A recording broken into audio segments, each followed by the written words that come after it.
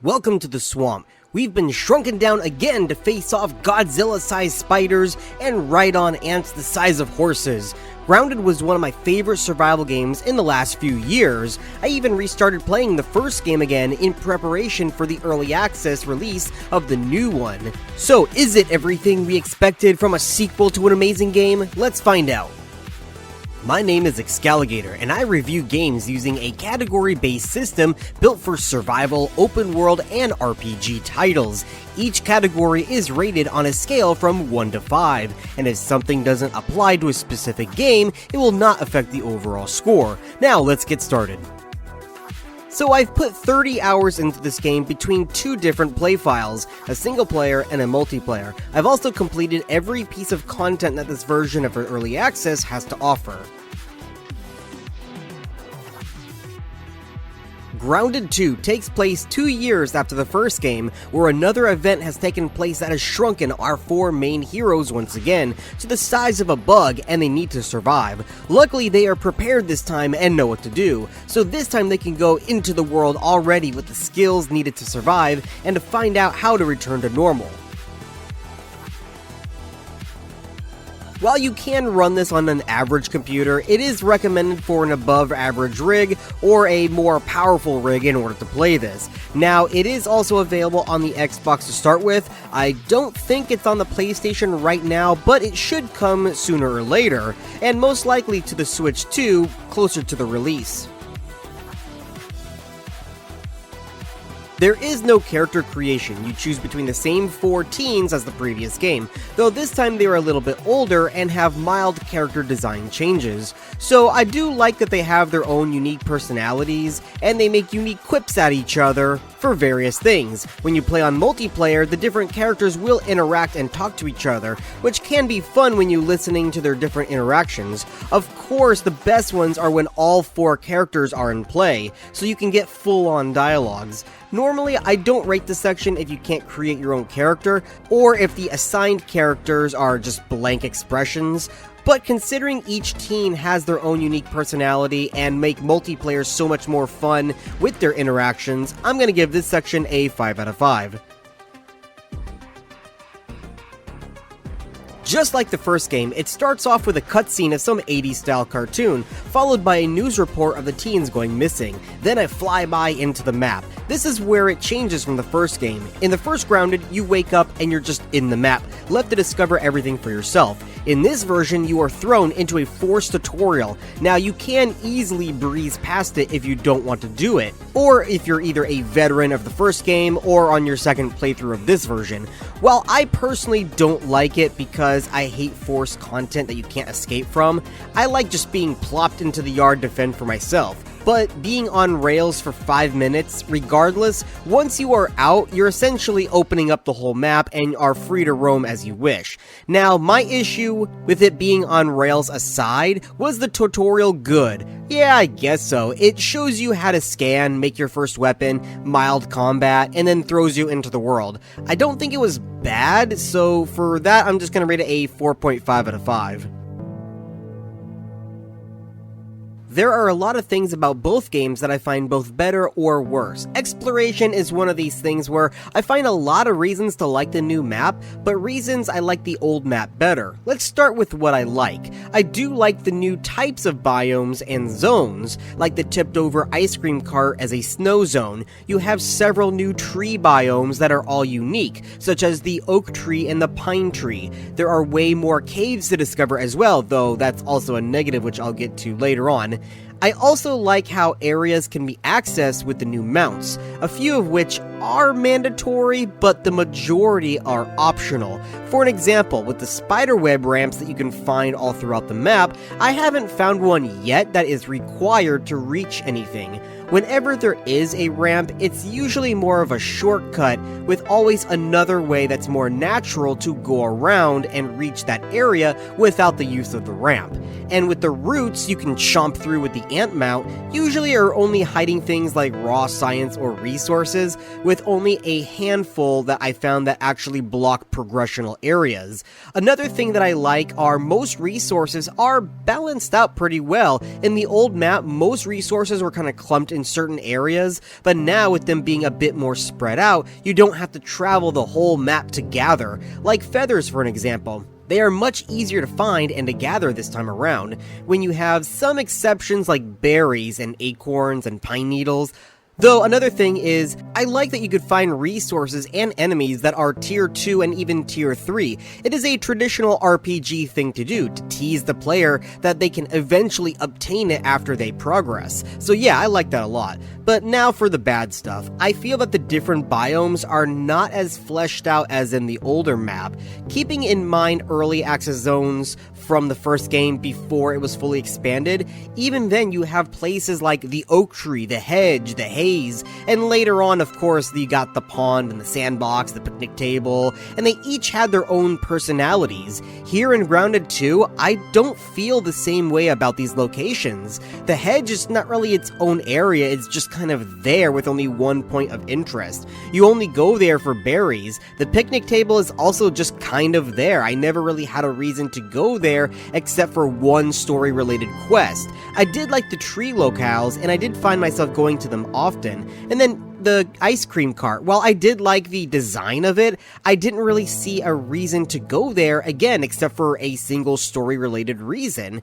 It had chocolate chips that you could find for better smoothies, but I just didn't get the same feeling there as I did as I went into the sandbox for the first time. Many of the caves that you can find around the map also feel empty. While not always the case, most of the caves and smaller labs that you can find really only have raw science and maybe a milk molar or a single resource inside, so it really wasn't that exciting to explore them after a while. You may also have noticed that the map is large. This is the first third of the map that's been released, and it's as large as the old map, maybe not including the upper yard, but you can cross over it quickly with the ant mount that you can get early on in the game. Just pray that your ant mount doesn't get sent home randomly, because that's an issue I've had multiple times, leaving me to run home a lot. And going off script here a little bit, because I'm doing this as I'm editing and I forgot to add this point in, but something that I did not like about Grounded 2 versus Grounded 1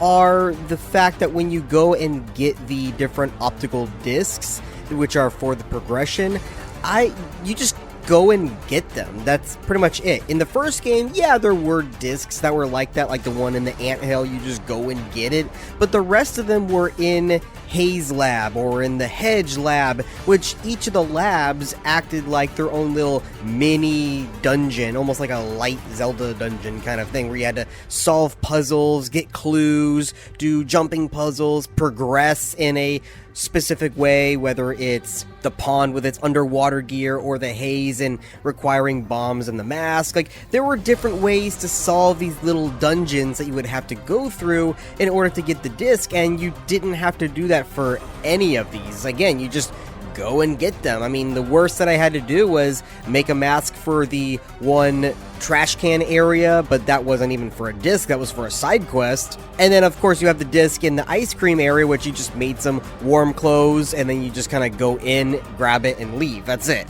There wasn't any puzzle solving, problem solving, not really much progression into it. So I felt that, again, this is another system that's just watered down from the first game. Again, it can all change later on, but that's just my observance for right now. Now then, I'm sure that the areas will be fleshed out further in the next year or so, but as of right now, with the lack of personality that the first game has, I'm gonna rate the exploration a 3.5 out of 5.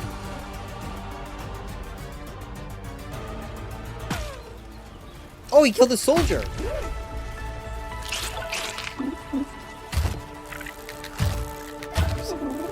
Ladybug's almost dead.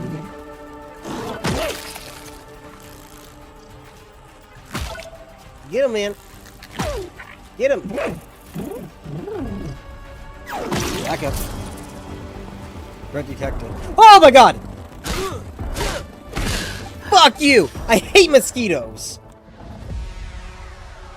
Survival is both brutally harder, but also easier in different ways. I'll talk about combat later, but in terms of survivability and progression, you will notice that you still need to drink clean water that you can get from dewdrops, and also soda drops you can get throughout the park. Food you get mostly from cooking, but raw materials can be eaten as well, so if you're desperate enough you can eat mushrooms that will help, but hunting aphids are still your best bet. Now this time around I didn't have any hunger issues because I built my home right in the starting zone, which has several small ponds that have gnats flying around. Gnats die in a single hit and are non-aggressive, so it's infinite food really.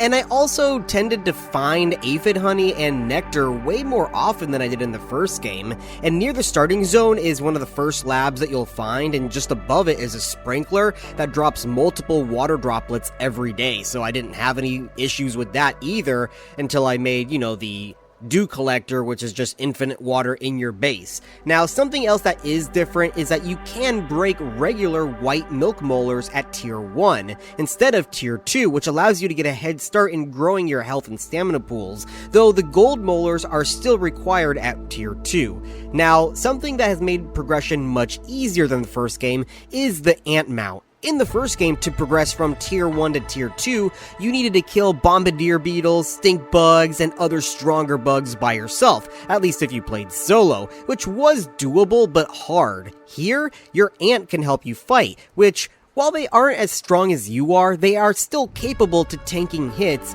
getting aggro, and help giving some decent attacks, which help a lot when fighting the larger bugs by yourself. I was able to progress into tier 2 at record pace, and gather all the bomb beetle parts and sting bug parts without stressing. And the last thing is that there is something that has a three-way controversy about it, and that is the Omni tool. This tool is pretty much all of the survival tools in one: your shovel, your pick, axe, your hammer, and your repair tool, so it doesn't take up inventory space when it's used, and you use it with your action key rather than clicking like an attack. Now for the pros and cons. On one hand, a lot of people like that the tool is an all-in-one and uses no space. Then you have others who want all of the original tools back. There is something to having the survival tools in a survival game and being able to upgrade them. And then you have the middlemen, like me, who love the all-in-one tool but want it to be a single item on the hotbar.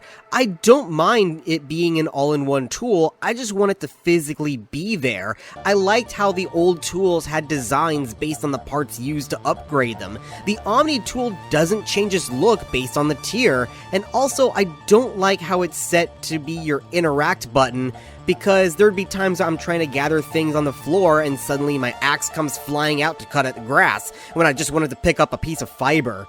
So yes, there is a smaller Omnit lab that you can find that you can use to customize the tool as well as your scabby, but really it only has one option to choose from, and that's based on whatever character you are. So I hope that this is expanded later on. In fact, my idea would be let the original tier 1 of the Omni tool just be as it is, and then as you upgrade it with the bug parts, have the tier 2 and tier 3 look more unique, as in the characters slapping the parts together on that tool to make it more powerful. I think that would help, give it a bit of a middle ground between all the different points of view. I still also want it to be in the hotbar. Now, I'm not actually sure how to rate this section because a lot of it felt better than the original game, but a lot of it felt watered down in a sense.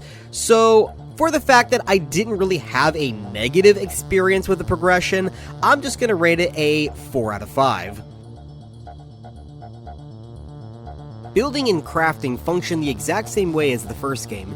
You put down a blueprint and then place the items needed to build. If you remove a piece, you are fully refunded, but you can also move the items at will, so if it doesn't look right, then you don't have to worry. The stability system is very forgiving, so you can have branched out bases easily. Now, you will need a decent sized base, because while you don't have a lot of workbenches, you still have a lot of processing benches. And now with the hatchery and nests, they are a bit large, so you're going to need extra room for them as well. I also recommend to bolster your defenses if you can. At some point in the story progression, you will on occasion have attacks on you from the antagonist.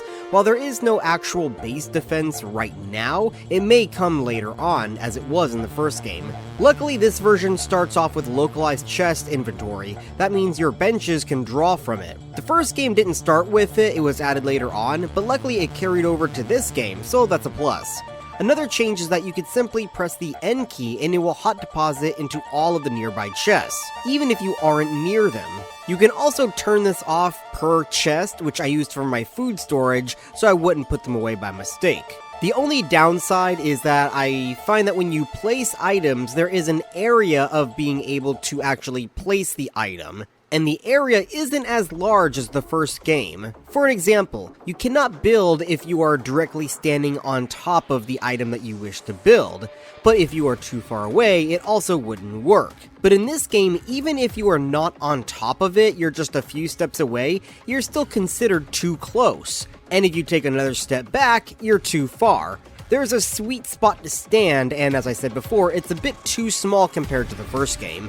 Overall, this section is going to get a 5 out of 5 for being well built and put together from the lessons of the first game.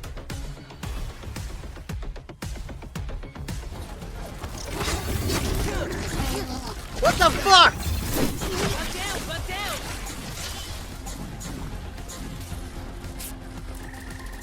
Where did you come from? I'm down again. I need help.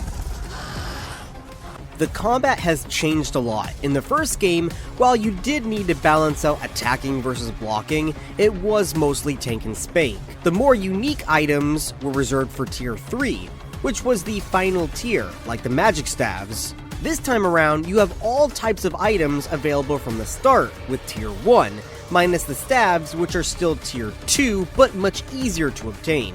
Like how I said the resources are scattered out more balanced in this map, you can find candy everywhere to build your staves and magic armor. Now, there is playstyles based on RPG archetypes, such as the fighter, rogue, archer, and mage. This is both a positive and a negative for me. I like that you could build more into your playstyle, but it was at the cost of unique armor stats. For an example, armor in the first game, each one had a unique thing that they could do, such as the red ant armor making you neutral to the soldier ants and making you carry more lumber. Other sets could give you, crit with bows, or blocking, or even just better stamina, speed, swimming. Here, I feel most of those stats have been watered down, so the armor just kind of feels generic to their fighting style. Even the red ant armor doesn't allow you to carry more or make you neutral anymore to the soldier ants. It's just rogue gear, so I really don't need to make it anymore. Though one thing I do like is that you're not locked into your class. You can change builds easily, and there are even saved build states for your mutations that you can switch between easily. Speaking of which, mutation boosts are also a bit watered down, as they used to be for a variety of tasks, and you would unlock them just by doing that task repeatedly. That's still the case here, but it's really just with the different archetype builds that we have. I don't feel that there's as many unique ones as the first game is, really. Of course, all of that can change later on in the early access. I liked having armor sets for different tasks. I would have my gathering set, my fighting set, my swimming set, but now I really just make ladybug armor, and that's it. I don't need to make any other one.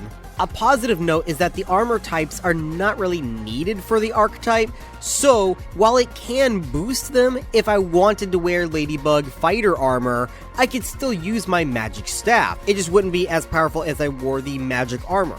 So I often swap between spear and shield and my fire staff, depending on the situation. I also had a bow for when I needed longer distance, though I didn't use the daggers. I didn't like how close you needed to be with little defense and very little damage output. Two-handed weapons do pack a punch, but also leave you open for attacks. You also have swords that you can have in combination with your shield, though I stuck to the spear and shield combo. When it comes to fighting, you can still block with your weapons, but it isn't as effective as it used to be.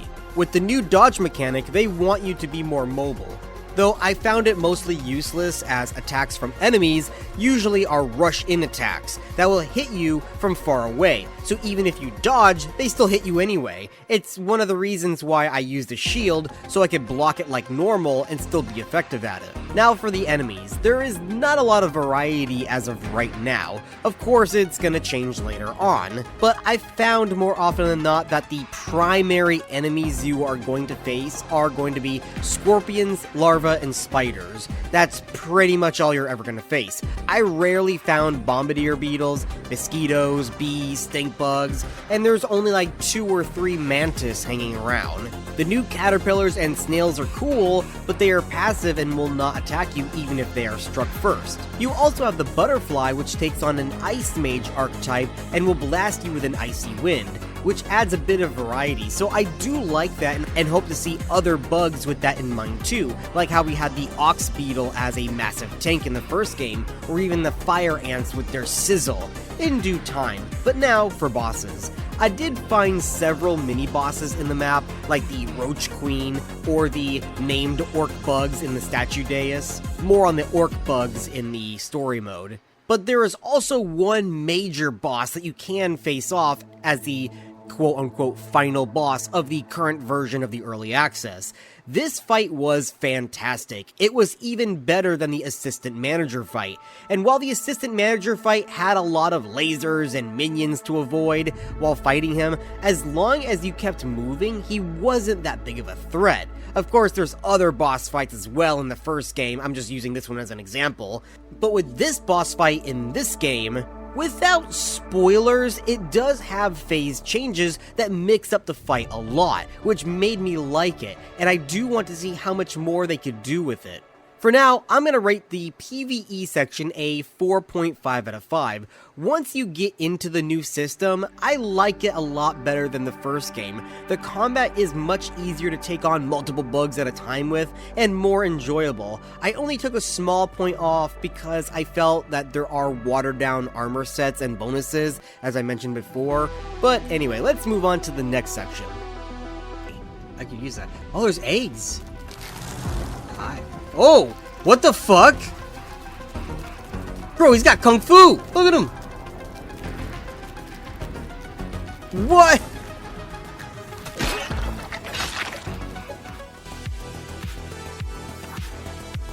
In the first game, you could PvP with other players, though you didn't really benefit from it. It was simply a fun pastime.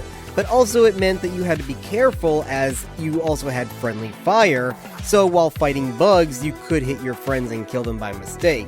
So far in this game, friendly fire doesn't seem to exist, at least I did not see any. I think you can have it turned on if you wanted to, but I didn't see that option. Regardless, if it is or isn't, or will be added later, I assume it will act the same as the first game. So, again, it would just kind of be a fun pastime without much put into it. This is the first time I am incorporating music into a category. I've been wanting to do this for a while, and I also had a thought about sound design as a category as well, or combine them both into one category. Let me know in the comments down below if you want sound design or music design as one or separate, or just music. Now then, like other categories, I both like and question the direction that they went for Grounded 2. I will say off the bat that I love the music in this game, so it's not that I don't like it, I just question the direction of why they made it so upbeat, while in the first game it was more toned down and atmospheric. It helped a lot with that sense of wonder, while this game is more boisterous, but in an epic way to feel more adventurous. Just as the first game, there are different tracks for different levels of aggression of the enemies, from small annoyances like mites and spiderlings, to smaller enemies like larvae, and even larger threats like the wolf spiders and adult scorpions. Then to touch on the sound design, I love how every bug has their own unique sounds. You can tell instantly who is who, even if you can't see the critter on screen. Though some of the new creatures, while they do have their own sounds, I'll say scorpions are a bit too similar to others, like the larva, so I hope they get tuned a bit. Every action feels like it has weight. You can hear the crunches and even the slushing sound of the bugs as you hit them. Not to mention the splattering of the cockroach's head when they revive themselves. That's kind of creepy. I actually should have mentioned that in the PvE section and I forgot about that. But yeah, you kill a cockroach and they death revive, their head explodes, and they come at you again. So there's that. I will say also that I wish that there was an echo type of sound when underground. Sometimes it feels a bit too quiet, minus the subtle sounds of the earth moving from subterranean bugs. We haven't had many boss battles yet, so I am interested to see what kind of music they will have, minus the one that we've already gotten, which I'll let you listen to that here.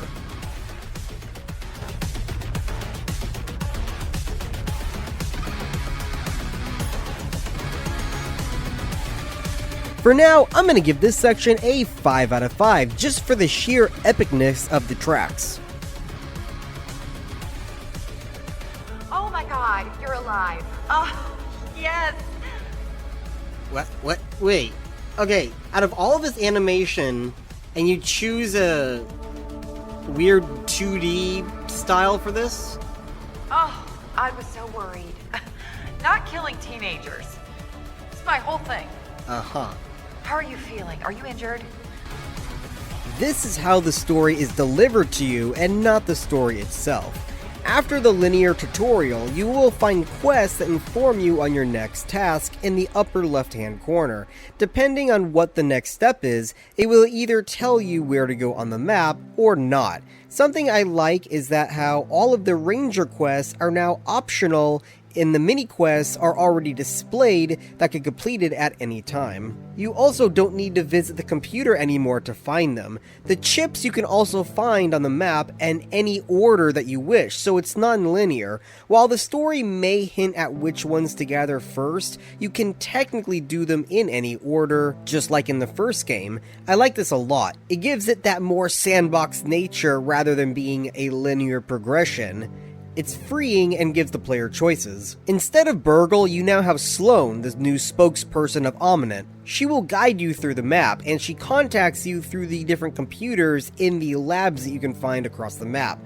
Of course, given her position, we dare not trust her fully. But beyond that, I'm gonna rate this section a 5 out of 5 for the non-linearity of it, and how it still points you in the right location as you choose.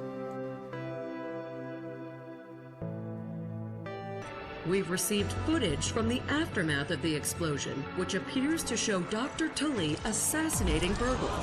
What?! The beloved robot was best known for grilling hamburgers and saving the lives of the 4 teenagers.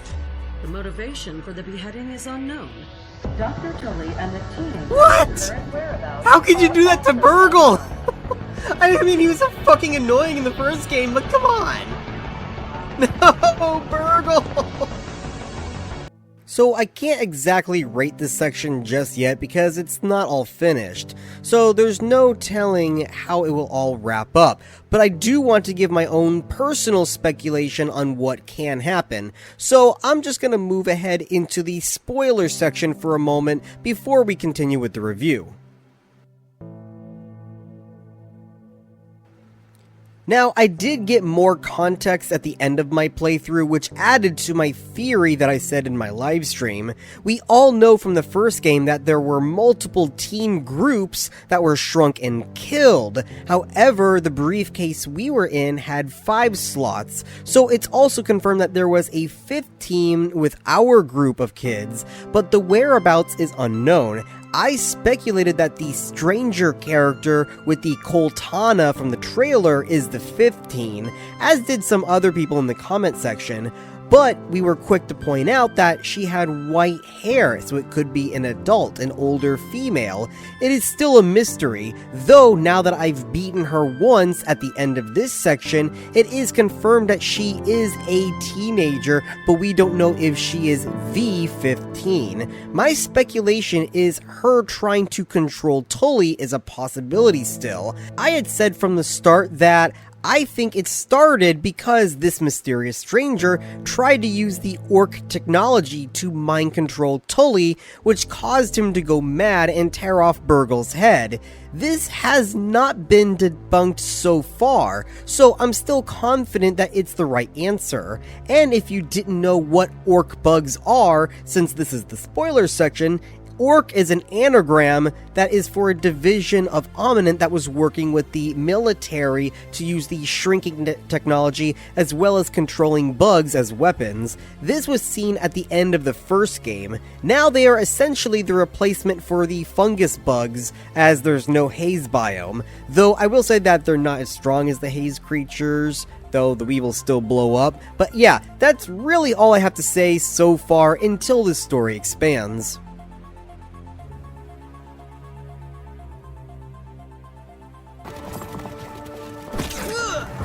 Okay, they are... Whoa, okay, that was a bad idea. I regret everything in life. I regret everything in life. Right now, we have a fully fleshed out roadmap for the next half a year with tons of content updates planned to release every other month or so. And if the development sticks to how the first game was, we should expect a full release within maybe a year or two, with post-launch content most likely. So for that, I'm just gonna give this a 5 out of 5 because they have an excellent past record. Whoop. Oh no. My game is frozen.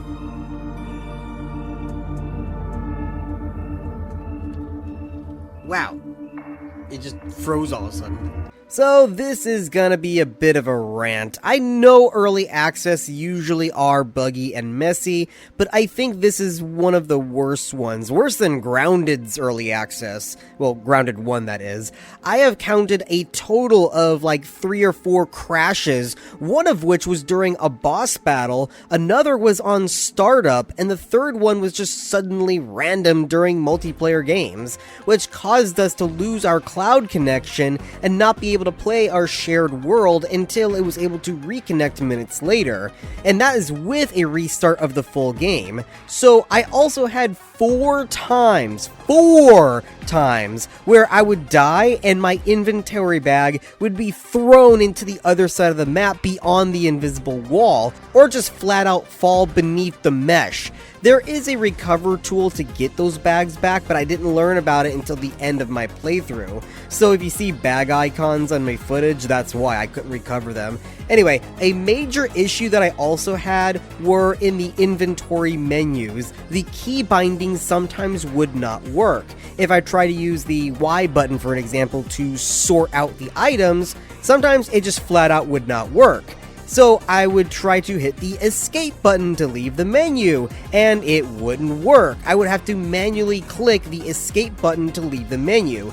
This bug actually got me killed once, as I was trying to loot one of the computer chips while being chased by 3 scorpions, but my character decided to loot the dead body next to the chip instead, and I tried to back out of it, all while being hit by the scorpions, and it refused to leave the menu, making me helpless and then died. And this is also what ended up happening when my bags ended up under the mesh, as it happened in the ice cream cart and the inventory bag fell under the ice. Yeah, I was not having a good time when this crap happened. Anyway, I also had another bug with the pneumatic travel system in the statue dais. So I went to click it and it wouldn't work. The door would open for Max to get in, but he just wouldn't, and then the door would close. So that was it, I guess. So I went to leave, and I was about halfway into the park where it suddenly rubber banded me back to the travel system. I was like, what the fuck? Maybe it just suddenly now loaded it in? So whatever, I left again. I made it all the way back home this time for me to suddenly fall through the mesh and fall through the map and die, resulting in another inventory bag being lost and sent back to the statue. Rage induced once more. I had several more times where the game froze up and just, stuttered constantly. And while this isn't a bug, I absolutely hate that your hotbar is hidden in your menu until you go to drag something over it. What if I just wanted to drag something out of it? I would have to drag something to it and then quickly grab what I want before it vanishes. I really don't like that. Who the hell decided to make the hotbar not visible until you move something to it in the inventory system? That is so dumb. Anyway, yeah, rant over. This whole section is gonna get a 2 out of 5. It would have been a 1, but at least I was able to finish the game. If it was fully unplayable, I would have dropped it another point. Ow, ow, ow, ow, ow, ow, this hurts. I'm stuck on a root. I'm gonna go down. Help!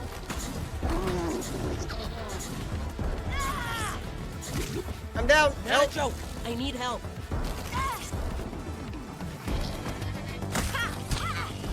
He's dead. Help! Oh, I am down. Down for the count. Help Oh, me seriously? Save me. No, you Save me. No, you save me. My overall score for the early access of Grounded 2 is going to be a 4.5 out of 5. Overall, it is solid and has a lot going for it, an excellent foundation, and it is really fun to play. I just hope with the expansions and additions that they plan to add to the game before the full release, they help polish and correct the issues that I found during my playtime. I can foresee this being one of the best survival games to come out this year. I hope you try it out. Again, this is a really fun game and I do highly recommend it. Anyway, that's gonna be the end of this video. Now then, I'm gonna go ahead and play the outro, and if you please, check out the trailer for my fully published novel that I just released at the end of this video. Until then, see you later. And that is the end of this video. If you enjoyed this review, make sure to subscribe. I'll be diving into more in-depth reviews of open-world sandbox RPG games, including ones no one ever talk about, buried deep in the darkest corners of Steam. Some of them even look like the muck at the bottom of my pond. For pure gameplay content, check out my second channel, Excalligator Gaming, where I post full narrated playthroughs, funny shorts, and streams. Do you have a game that you think I should cover next? Drop it in the comments below. Florida Gator Man out.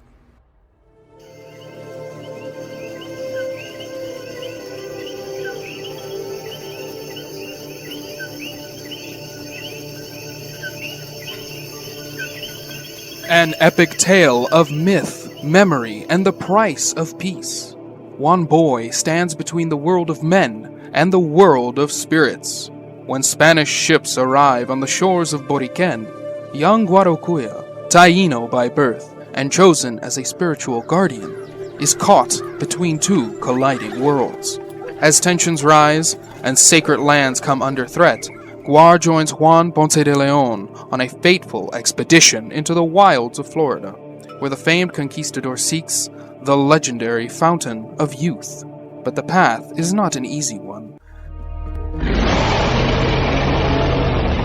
As they venture deeper into an untamed land, Guar must navigate uneasy alliances, cultural rifts, and ancient forces that stir in the dark.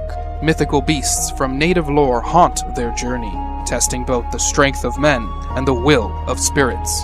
With each step, Guar is torn between loyalty to his people and a fragile hope for peace. And all the while, the spring waits, hidden, sacred, and fiercely protected.